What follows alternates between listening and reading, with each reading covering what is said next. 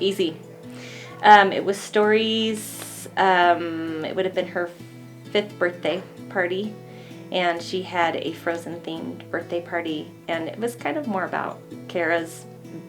It seemed like it was her birthday party, and so she had decorated all of these wooden spatulas for all the kids and all the parents to use for singing.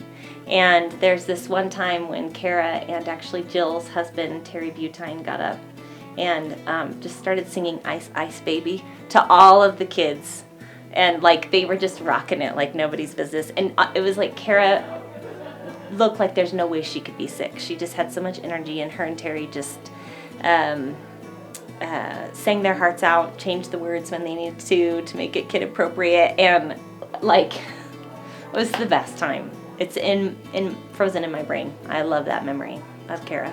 Well, recently, she came to my house when she was speaking for the Ott Foundation, and we had a gathering at my house. We had all you were there, so it was like all our old friends, some family. And everyone back together. Yes, and it was just full of people, and we were all. She was having a great time, but then she started feeling bad. And she had to go upstairs, and she was so sad because she was missing out, and she thought she was going to have to leave. And then the medicine worked. She started feeling better. She came back downstairs, and then the crowd kind of thinned out to just a core amount of people, and we started talking memories. Oh my gosh. We had so much fun doing that with her and just laughing. And Jason is part of that group because he was roommates with some of the boys in college, and so there was a lot of fun memories to do. So that's recent enough that we really enjoyed it. So. And it felt like a gift because she had been failing so badly, and she was on her way out the door several times, and it just kicked in at the right time. Yeah. She got to stay. I think her birthday last year, because Jason just invited everybody, and I loved how they could make things easy. Like you could have a party and not have to have a huge event. Everybody just brought something, and it was really fun to celebrate. And Story's birthday party was fun too, celebrating, singing silly songs, all of our husbands singing songs from Frozen, and just doing things you would never do otherwise. Yeah. Our first Thanksgiving together as families.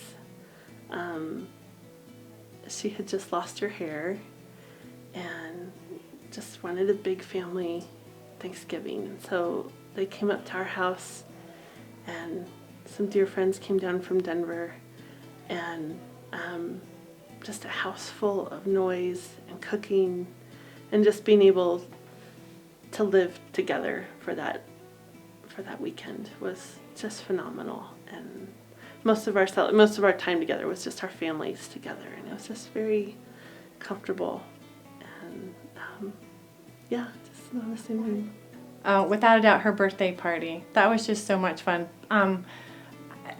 To be in Kara's house was just so joyful anytime, but to have millions of kids running around and to be able to celebrate her life was great. Oh, that's very easy. It was a real privilege to host the book release party for her at my home when The Hardest Piece came out. And so we had a rollicking time. We had a big, huge party.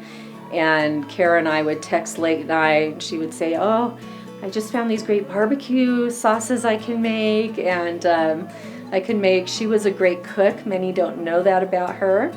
And I thought even in her illness, and she was quite ill at the time, she came and celebrated her little boots off. And that was it was a really fun night. I'll never forget that. I think Kara did a great job of modeling for us how to receive help. Kara was a very strong woman, and she was the one who used to bring the meal and take care of the baby and help out in any way that she could. And I think it was hard for her in the beginning to receive help, but she learned how to do it with God's grace. And so she modeled that for us. And I think especially as women, we want to be the one who helps and be in control, but that it's a different grace to be able to receive it. Yeah, she taught me about showing up for people when I'm in the midst of my own hard, and how it relieves my own hard to focus on somebody else's hard. I know when she was somewhere in treatment, I don't even remember what it was, and my husband, we got some bad news about his job, and I had texted her, and I was really having a hard time, and she said, "Do you want me to come over?" And I said, "You just got out of chemo." What? No. And she's like, "I'm coming." She brought Starbucks, and she said, "You know, such a relief for me to get to enter into your heart and not it to always be about me." And I realized that, I mean, she was a gift to show up to me, but then it was a gift to let the receivers give as well and be part of that community. Yeah. So she taught me how to receive well. I was usually the one who was probably blessed more just by showing up. You know, I think that we're really uncomfortable with watching someone else in pain, especially in our culture, and it's difficult to show up. It really is. But when we're willing to be vulnerable and go outside ourselves, we end up blessed.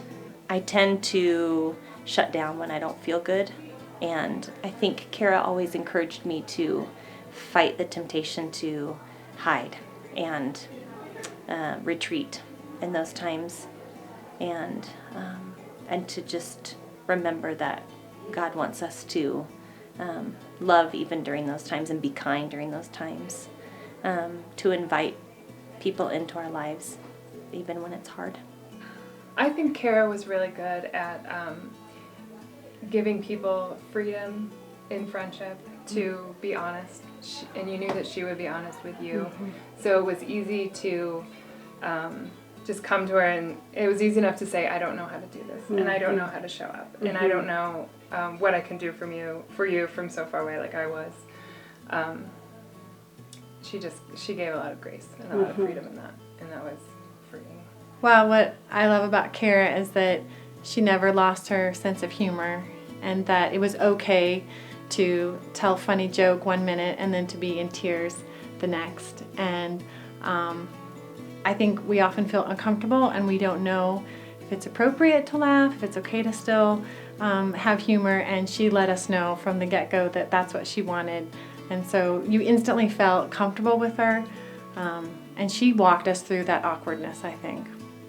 I think lessons from Kara inviting people into the hard times. I think at number one made me more willing to invite people into hard times, because I realized I actually liked her better for knowing that she wasn't perfect, instead of feeling like my Southern girl perfect needed to show instead of being real with people. So that was a good lesson, to let people into my hard too.